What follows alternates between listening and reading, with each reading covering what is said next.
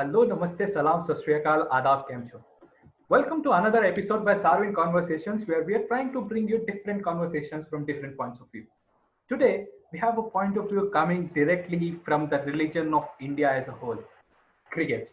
Mr. Devendra Prabhu is joining us today. He is an author of multiple books, most of which are biographies of some of the best betting legends Indian cricket has ever produced. Sachin Tendulkar, Sunil Gavaskar, and the persons whose life and from where we'll draw some lessons today, Mr. Rahul Dravid. Welcome to the episode, Devendra sir. How are you? I'm fine. Thank you very much for having me here. Right. So we'll start off into the conversation right now. As we have seen that the sports personalities are more known by their nicknames rather than their names. And Mr. Rahul Dravid is one of that celebrity who has multiple nicknames, just like the Dependable, the Wall, and Jamie. So, what is the legend of Jamie and how did it come about? I think Rahul's father, the late Sharad Dravid, he was a senior executive in the Kisan Jam factory in Bangalore, and because of his father's background, I think Rahul's teammates at a very junior level started calling him Jammy because of the Kisan Jam connection. So that is how he got that nickname. But you have referred to his nicknames, and I think the Wall is something that really people tend to know him by. But I frankly have an issue with the Wall. I think it's too drab a nickname to have. I think what would be more appropriate for somebody like Rahul would be Warrior. He was the silent warrior, and he was always at his best in crisis situations, and that is basically how you evaluate a cricketer, how he does well for his team when the chips are down, when the team finds itself in a tight spot. And Rahul's performances speak for themselves. Whenever the team was in a crisis, they needed somebody to stand up. Rahul was the man. Right. And I think there are multiple stories of Rahul's sacrifice over the years for doing what's best for the team. And as over the years, the personality of a cricketer would transform. In the initial year, a person would be very different than how that person is perceived today. So, how Rahul is perceived today is as a person that even if you will give him a ball that could be a potential six, but if he thinks that he would not want to hit it, he will not hit it. He has so much of mental control. But back in 92, 93, it was not the same when he was playing Ranji for Karnataka. So in a story that you capture very brilliantly in your book, 1992 Karnataka versus Madhya Pradesh, and Sandeep Patil tries to tempt him. Why don't you share that story with us and how Rahul has transformed from there? Yes, so at that stage of his career, he had just started out. So he was a young kid, and Sandeep Patil was, seasoned professional, had played for Mumbai, India, and then had shifted to Madhya Pradesh as the captain. So he was basically grooming this whole bunch of players. And Sandeep Patil had a fantastic and awesome reputation as a captain in Indian cricket circles. So obviously he realized that Rahul is the batsman to target if MP has any chance of winning the match. So he just tempted Rahul, and Rahul went for it. Again, that's what happens when you are young, you're inexperienced. The trap is set for you, and you fall into it. The important thing is not to repeat your mistakes. So as the years went by, Rahul just got better and better as a cricketer. As we have seen that Rahul Dravid is in a way seen as a perfectionist, that audience does not they don't expect him to do any mistakes or commit any mistake. He's been seen as a perfectionist and as a god in people's eyes. But back then in 2004, there was a controversy related to ball tampering, and it was really shocking to know because we don't expect him to commit mistake even if it is unintentional. So how was his feeling during it and how did he overcome that phase? I think that was just an error. I think error of judgment. He was.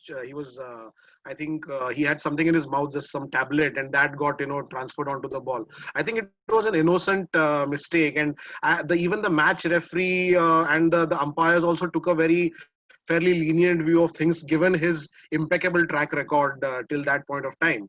So that is just and something that nobody really spoke about. Even the opposition had no issues. It was just one of those things that happen when in the heat of the moment when you are on the field, and people just got on with life and forgot about it.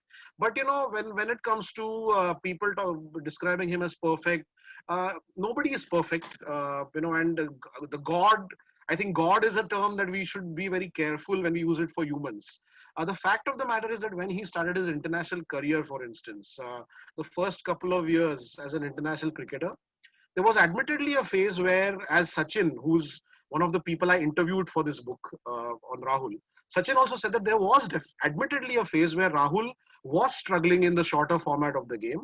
He was struggling to rotate the strike. But the important thing is he went back to the drawing board, worked on his weaknesses, analyzed what he was doing wrong, and what he achieved post 1999 is history. So he worked on his faults, and he just concentrated on making himself a better cricketer as we went along.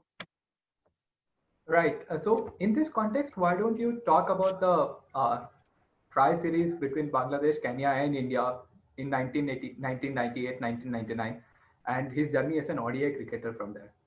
Yes, so 97, 98 was a phase when he had been branded as a test specialist. He's totally unfit for one-day cricket, which was not fair given that he had played a very good innings in one-day cricket, including an innings of 80 odd against Alan Donald at his fiercest in South Africa. But he had been branded, and they said that, okay, he is not fit enough for one-day cricket, and he had been dropped from the one-day side in the 97-98 season. And in the month of May 98, we were playing this tri-series with Bangladesh and Kenya as the other two sides. And obviously, given that the teams were Bangladesh and Kenya, a lot of players were being given opportunities. The senior players were being rested, and other players were being were given opportunities. And there was a match against Bangladesh at the Wankhede Stadium, Mumbai, where Sachin was picked. Sachin had been rested in the first few games, and along with Sachin, Rahul was also picked. As it so happened, Anshuman Gaikwad, who was then the coach of the Indian team and who was another individual whom I interviewed for the book, Anshuman Gaikwad told me during our chat that he had pleaded with the selectors to, ensure that Rahul gets some opportunities in the limited overs format. Anshuman Gaikwad had put up a very strong case on Rahul's behalf, and the selectors had agreed by picking him in the ODI squad. Now, it so happened that Bangladesh batted first in that match and were bowled out for something like 120 or so, if memory serves me right. So India had all the time in the world, 50 overs to score 120 runs. And Sachin came into bat and he got India off to a flying start. And he rattled off, I think, about half the runs, around 60 of those runs, we scored in the first 7 or 8 overs itself. So it was only a matter of time the match was to end. And Sachin got out. And Rahul came into bat, and everybody expected Rahul, to play a few strokes and end the match, and we would all go home after that. Now, unfortunately, in Rahul's case, it was one of those days. Every cricketer has certain good days in the office where your bat only has a middle; it has no edges, and then there are some bad days at work. That turned out to be a disastrous day at work for Rahul because he was hitting the ball, but somehow he was not being able to find the gaps between the fielders. And the spectators of capacity crowd at the Wankhede, 40,000 people, their appetite had been whetted by Sachin, so they wanted big hits. So they were constantly egging Rahul on to finish it off with a bang. But Rahul simply could not get the ball off the square. And finally, the cheers turned into jeers and people started booing Rahul. And ultimately, I think Rahul probably allowed the pressure to get to him and he was bowled after scoring just 1 in 21 balls. And as he was walking back to the pavilion, the capacity crowd cursed him, jeered him, booed him off the wicket. And I happened to be there in the Wankhede, and it was very unfortunate what happened. The kind of person he was, Rahul definitely did not deserve that kind of treatment.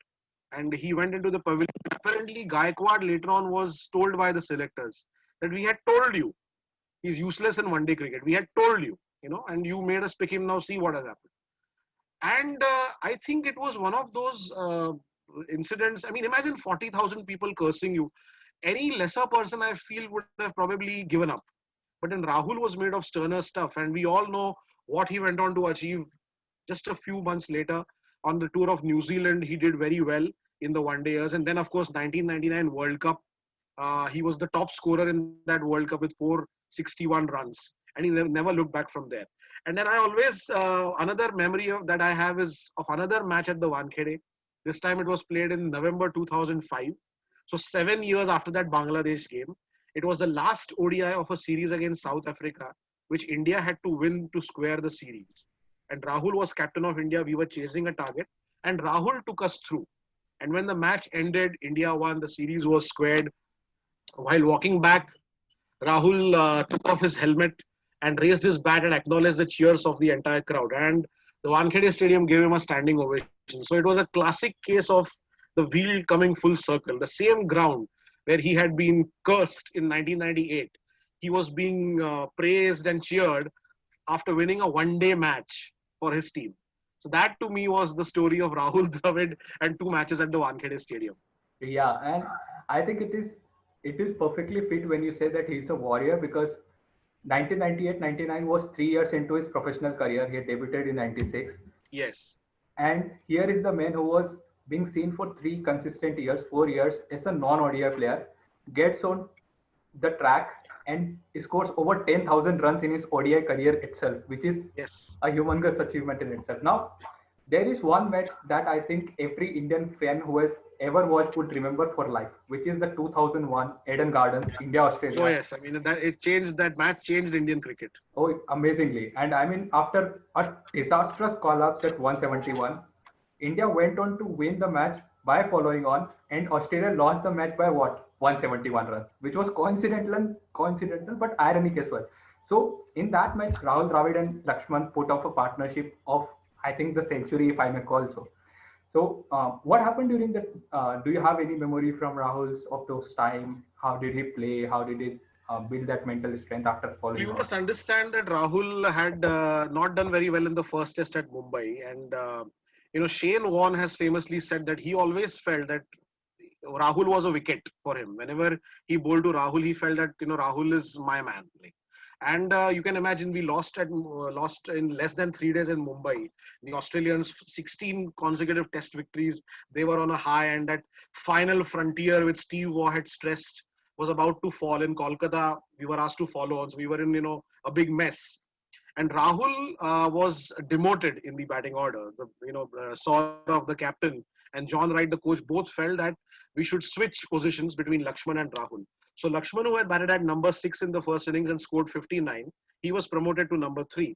So Rahul would not have been very happy about losing that prime number 3 slot, but then he was always a team man.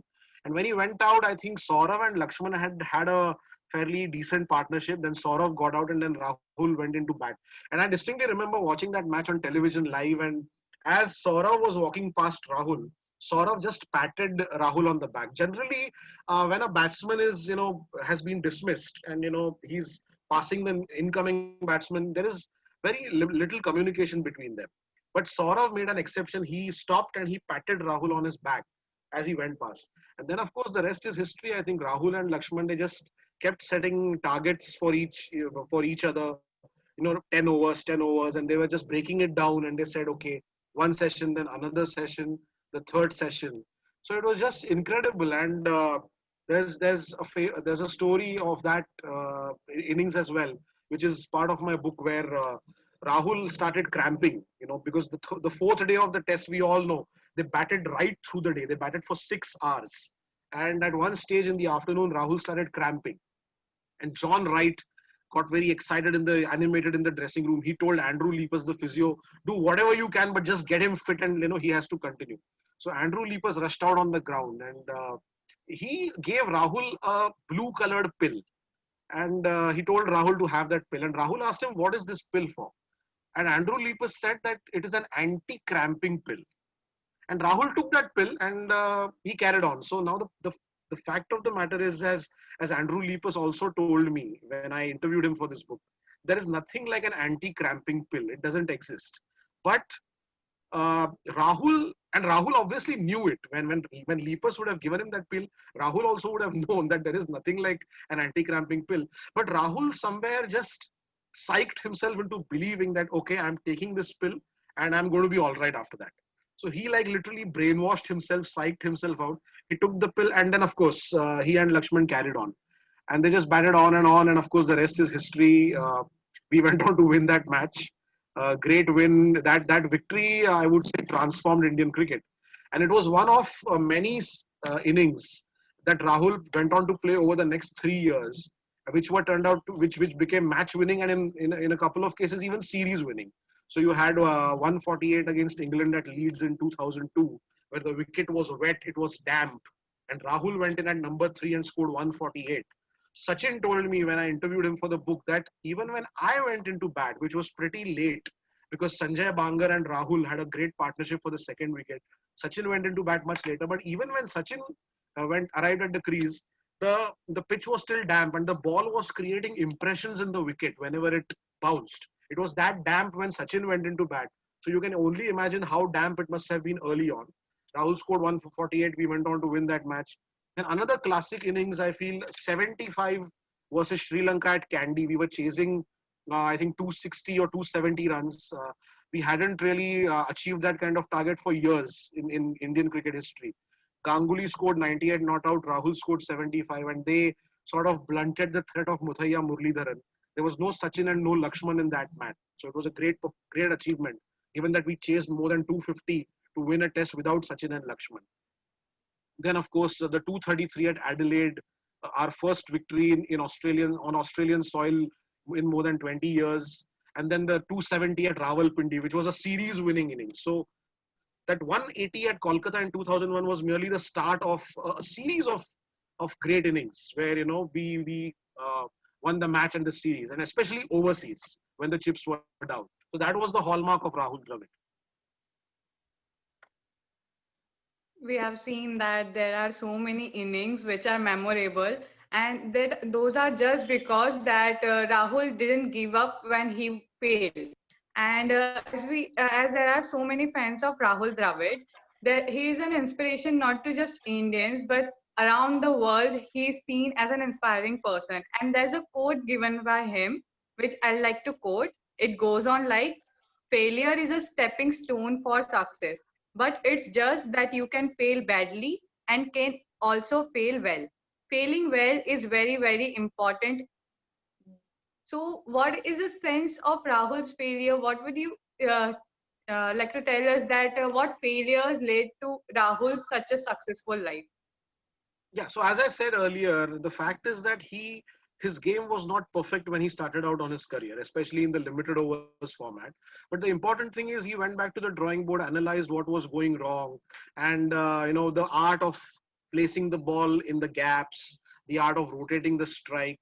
That is what he analyzed and worked very hard on his game and tried very hard to make himself better. And at no point did he ever say that, okay, I have done it. I'm the best. I have achieved a lot. At no point. Even towards the end of his career, he was still one of the first to arrive for practice and one of the last to leave. And that approach of his, he has carried on in his current avatar as a coach as well. So there is this upcoming generation of Indian cricketers whom he has groomed. And that's what a fantastic situation those youngsters are in. I mean, imagine Rahul Dravid is taking you through the paces. It's a dream, and I think the youngsters would do very well to make the most of Rahul being there, because he's someone, his figures, his achievements speak for themselves. When he will talk, people have to listen.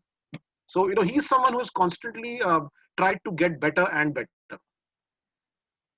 Right. And I think, as with any cricketer, a cricketer would don multiple caps during his or her career. And Rahul Dravid is generally known for batting and then as a wicket keeper who stood up when it was required. But he also took about 5 international wickets, so he was also a decent bowler per se. But more important part of his life was when he was being captain.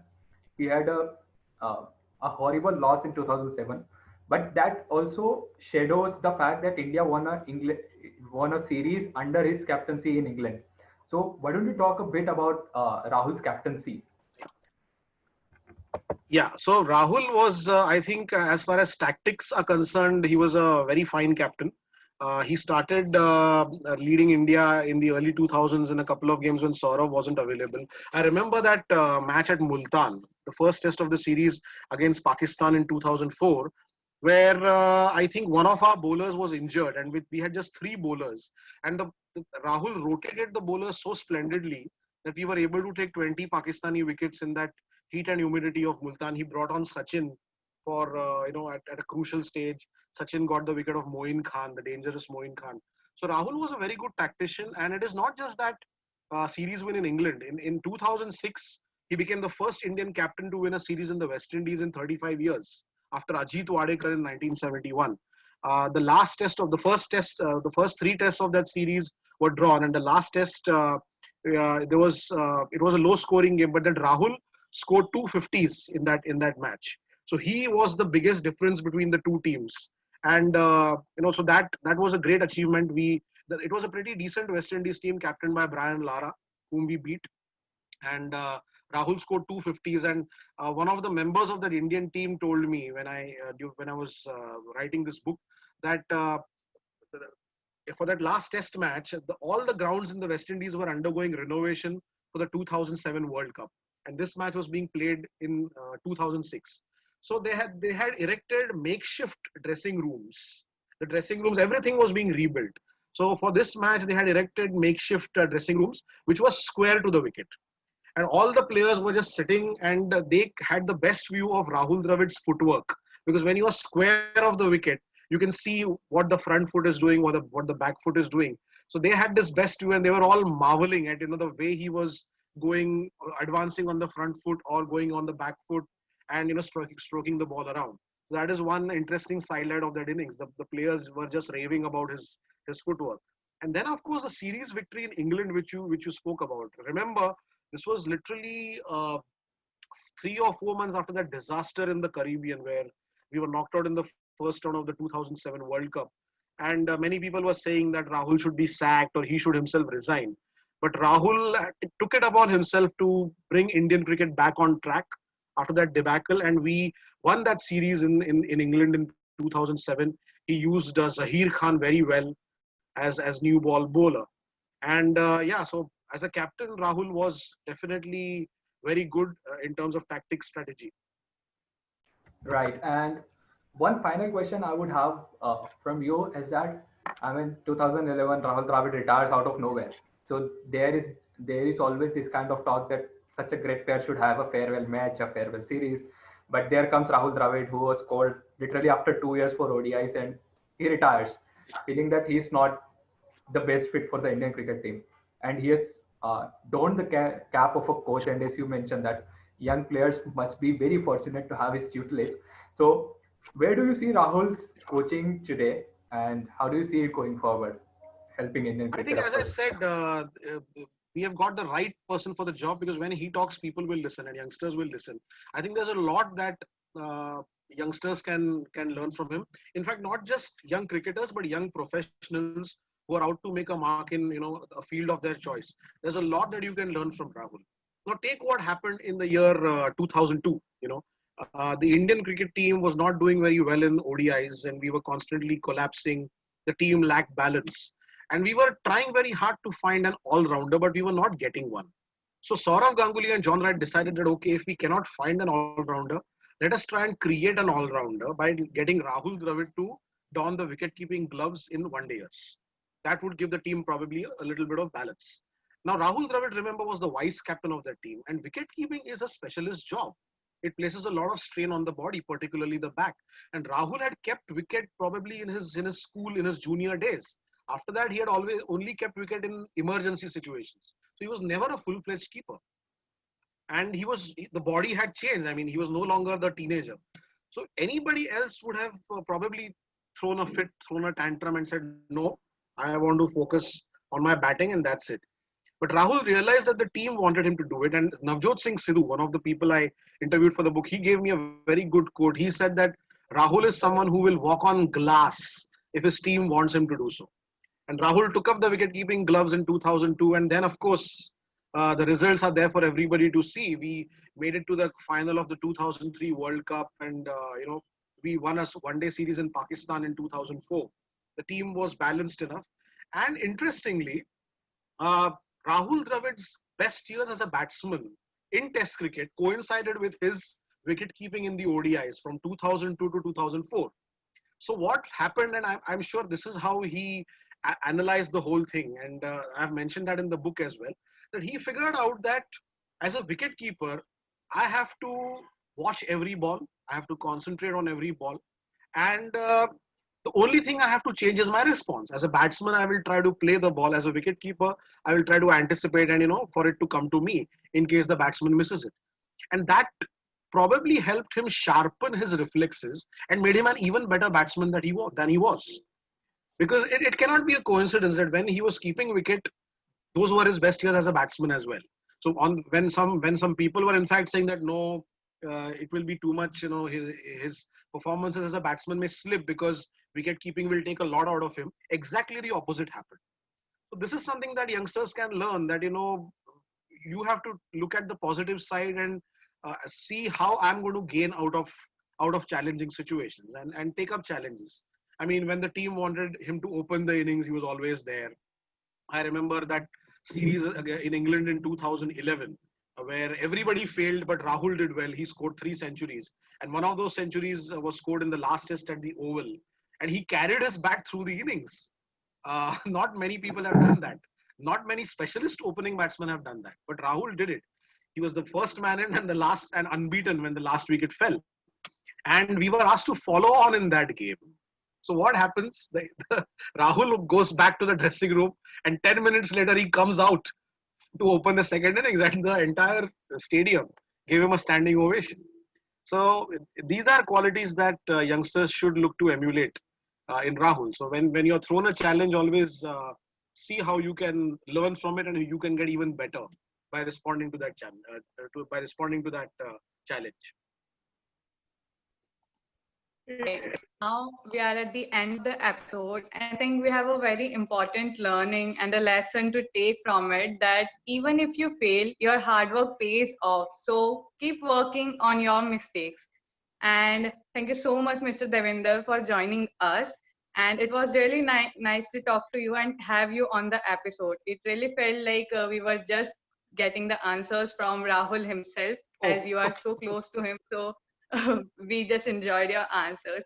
And also, audience, thank you so much for watching. We'll be putting the to the book in the description, so go buy it there and know much about the legend, the wall, Mr. Rahul Dravid. Thank you so much. Thank you very much. It's been my pleasure. Thank you. Please like, share, and subscribe to our channel and press the bell icon for latest updates.